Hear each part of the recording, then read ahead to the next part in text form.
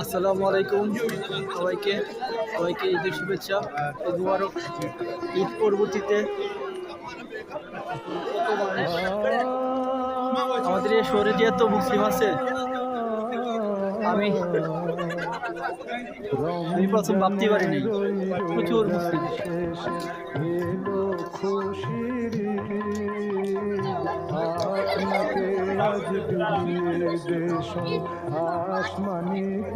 তবে এখানে আজকে একটা নতুন অভিজ্ঞতার সম্মুখীন হইলাম।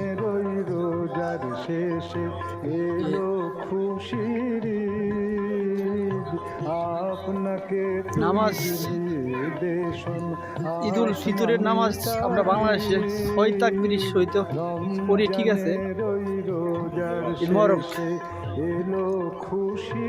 প্রথম 3 তাকবীর, পরে 3 তাকবীর, মোট 6 তাকবীর হয়। এখানে দেখলাম যে প্রথমেই তারা 6 তাকবীর দিয়া পড়লো, আবার দ্বিতীয় রাকাত 6 তাকবীর। মানে টোটাল কথা হচ্ছে যে আমাদের দেশে মোট 6 তাকবীরের হয় আর কি। 6 তাকবীর বলতে 6 তাকবীর বলতে প্রথম 6 তাকবীর নাকি টোটাল 6 তাকবীর, এটাই প্রশ্নটা আর কি। এখানে দেখলাম যে প্রথম রাকাতে 6 তাকবীর দিয়ে দিল, পরে এক রাকাত শেষ করে আবার যখন উঠে করলো সেজদা দেওয়ার আগে আবার 6 তাকবীর।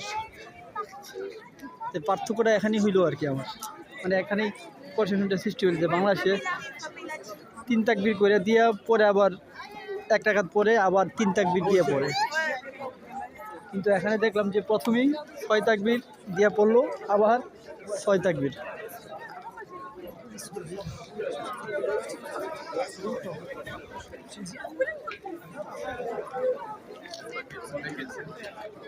সবাই ভালো থাকবেন, আল্লাহ হাফেজ।